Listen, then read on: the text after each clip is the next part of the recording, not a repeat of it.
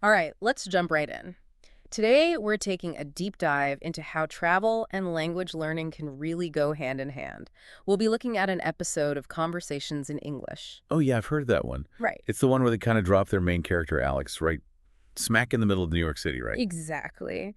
And he's got to figure out how to get to Central Park. Not only is he dealing with the whole new city thing, but he's also trying to practice his English skills while he does it. Talk about a challenge. I mean, I think we've all been there, feeling a bit lost in a new environment. But try to imagine doing that while you're also trying to navigate in a language you're still learning. It's like a total immersion experience. And what I really like about this episode is that it doesn't just give you a bunch of phrases and say good luck. It shows you how these phrases are actually used in real life situations. Yeah, like when Alex is looking at his map, totally confused, Mm. and luckily this friendly New Yorker sees that he's struggling. Oh, I can picture it now. Surrounded by skyscrapers, those yellow cabs zipping around, and you can't even find the park. A classic fish out of water moment. Totally. But the great thing is that instead of just panicking, Alex actually does something really smart. He starts actively looking for a solution. Which is a sign of a good language learner, right? That proactiveness. He's not just passively waiting for things to happen. He's seeking out ways to use the language. Exactly. And that's what we call active learning. So he's looking at the map, which is a good first step, and then this nice person comes over to offer some help. And this is where the episode gets really practical because it highlights a few simple phrases that anyone can use. Right, like, I'm trying to find, or can you tell me how to get to? Really basic stuff, but super important when you're in that situation. Absolutely. Clear, direct, everyone understands them. I think the big takeaway here is don't be afraid to ask for help. People are usually pretty happy to point you in the right direction. Especially in a place like New York, I'd imagine. So the New Yorker gives him some super clear directions like walk 2 blocks ahead, turn right, and the entrance will be on your left. Boom. Just like that, problem solved. But does that mean all his challenges are over? Not quite. And this is where I think the episode cleverly introduces this other element of learning, the confidence boosting part. Right, because even something as simple as getting directions can feel like a major win when you're in a new environment, using a language you're still learning. And that little bit of success can really motivate you to keep going, to keep practicing and engaging with the language. But now, Alex is faced with a whole new challenge.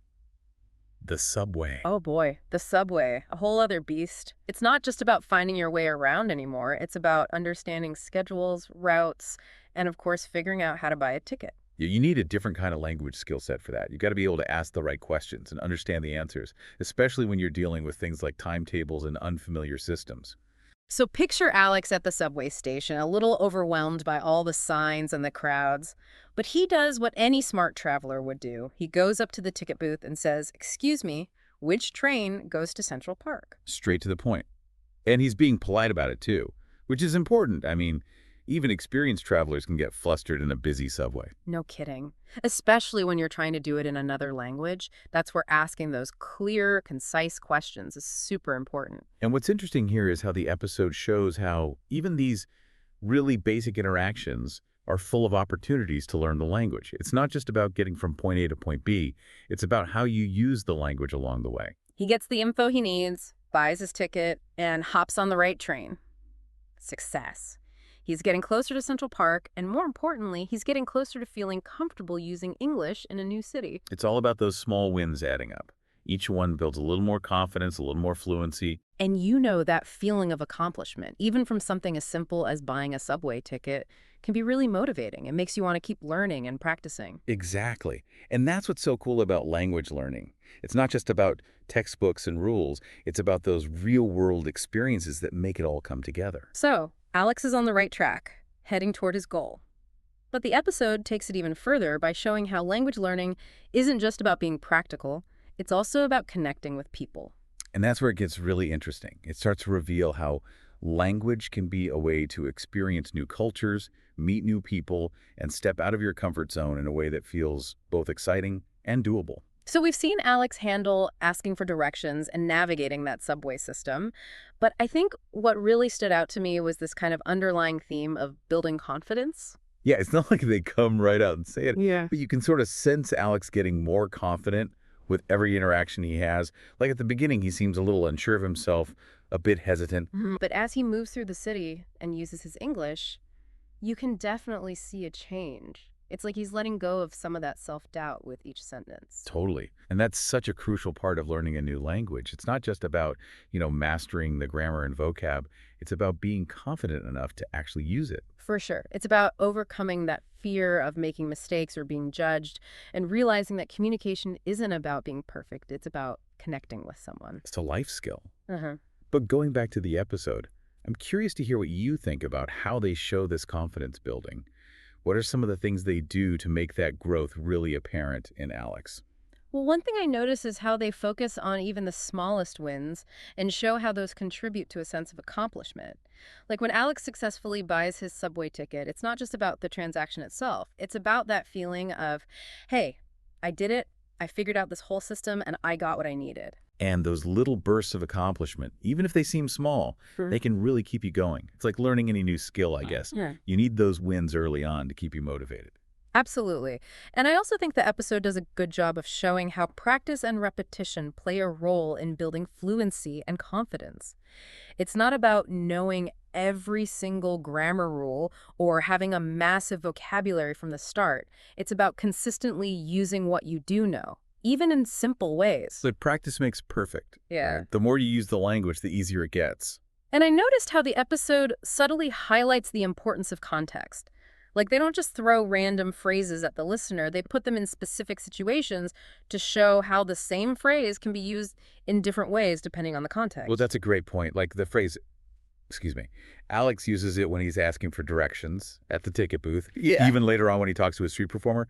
It's the same phrase, but the way he uses it changes slightly depending on the situation.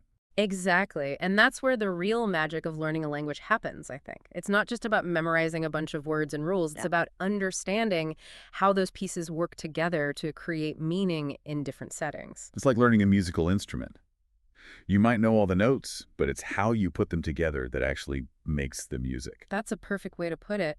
And this episode really does a good job of showing how language learning can be a part of everyday life. It's not just about lessons and textbooks. It's about having those spontaneous interactions, those moments of connection that just happen naturally. And that brings us to another really important takeaway from this whole deep dive. Finding your own personal motivation for wanting to learn the language. Right, because let's face it, learning a language takes effort and it takes time. You need something to keep you going when it gets challenging. For sure. And that motivation can come from different places for different people. It might be that you want to travel to a specific country or connect with family members who speak another language. Maybe it's for your career, or maybe you just like the challenge of learning something new and expanding your horizons. Whatever it is, it's got to be something that keeps you going. I think the episode kind of touches on that by showing Alex's genuine interest in Central Park. That desire to explore the park is what fuels his efforts to communicate and navigate his way around. It's not just about the language itself, it's about the experiences that the language opens up for him. It's like having a key that unlocks a whole new world. I think anyone can relate to that. Totally. That thirst for knowledge, wanting to connect with something bigger than yourself, language can be a pretty powerful tool for doing that. So we've talked about building confidence, the role of practice, context, and having that personal motivation.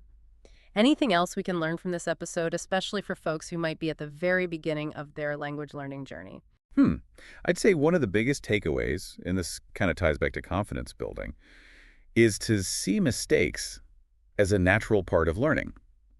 It's easy to get caught up in being afraid to make mistakes, but the truth is, everyone makes them, and they're actually really valuable. It's how we learn, right? If you're so worried about making mistakes, you're going to hold yourself back.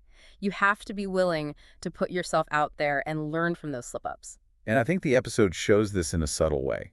Alex doesn't let a few stumbles stop him. He just keeps going, keeps asking questions, keeps trying to improve.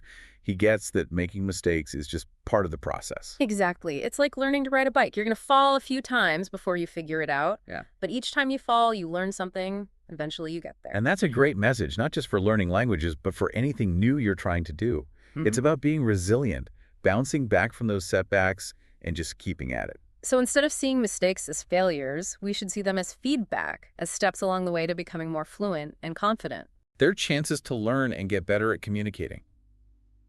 Speaking of communication, I noticed the episode also kind of hints at how important nonverbal communication is, especially in a busy place like New York. Oh yeah, that's a good point.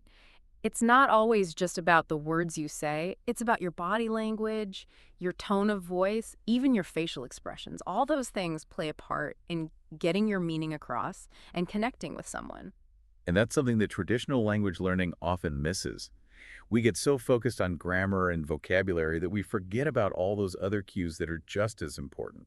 But in real life, those cues can make a huge difference. They help us navigate social situations, avoid misunderstandings, and make those connections more meaningful.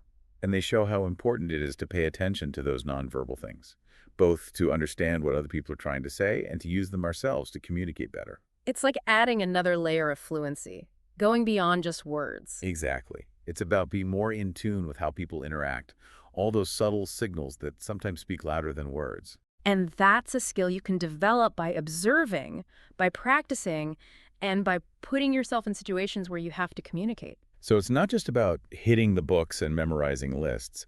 It's about immersing yourself in the language, talking to real people, and paying attention to all the different ways we communicate, both with words and without. It's about seeing language learning as this whole body experience that involves your mind, your body, and even your emotions. And that's what makes it so fascinating and rewarding. It's a journey of discovering new things about yourself, about other cultures, about how we connect as humans. You know, the more we break down this episode, the more I realize it's not just about learning a language. It's about connecting with people, isn't it? Like, it Yes. shows how language, even when you're not totally fluent, can help you bridge those cultural gaps and Uh-huh. have those moments where you connect with someone, even if you don't speak the same language. Right. Like when you travel to a new place and even though you don't speak the language, you still manage to communicate with people and have those shared experiences. Those moments are the best. They really are. And what I find interesting is that the episode doesn't try to pretend that those interactions aren't sometimes awkward or a little hesitant at first. Like when Alex finally gets to Central Park, Yeah, he's finally there. He's taking it all and the sights, the sounds, everything. And then he runs into the street performer who's clearly in their element entertaining the crowd. and instead of just watching from afar, Alex decides to push himself a bit and go talk to the performer. We don't actually hear what they say to each other, but the episode makes it clear that it's a positive interaction. It's a small detail, but I think it's a powerful message about the importance of putting yourself out there, even if you're not 100% confident in your language skills. Yeah. And that's something I think anyone learning a language can relate to. It's about focusing on the connection rather than trying to be perfect. Because ultimately, language is all about communicating with people, building relationships, sharing experiences. And sometimes those most meaningful connections happen when you step outside your comfort zone, when you're willing to be a little vulnerable and just try to have a conversation. It's like they say life begins at the end of your comfort zone, right?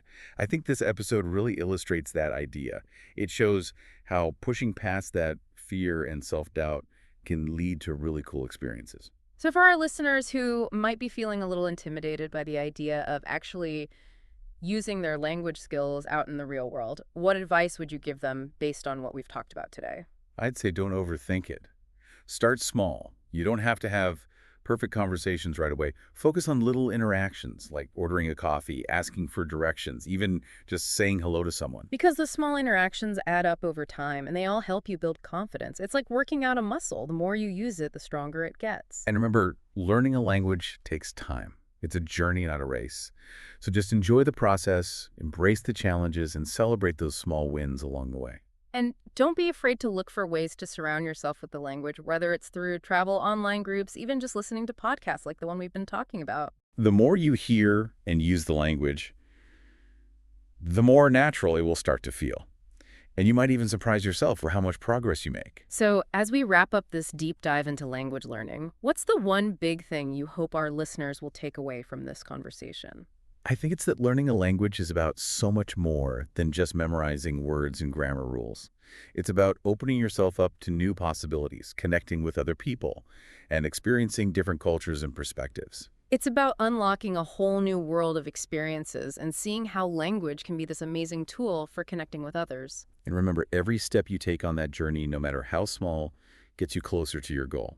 So keep practicing, keep exploring, and keep those conversations going. That's great advice. And to all our listeners out there, we want to hear from you. What are some of your favorite language learning tips or resources? Share your experiences with us in the comments below. And until next time, happy learning, everyone.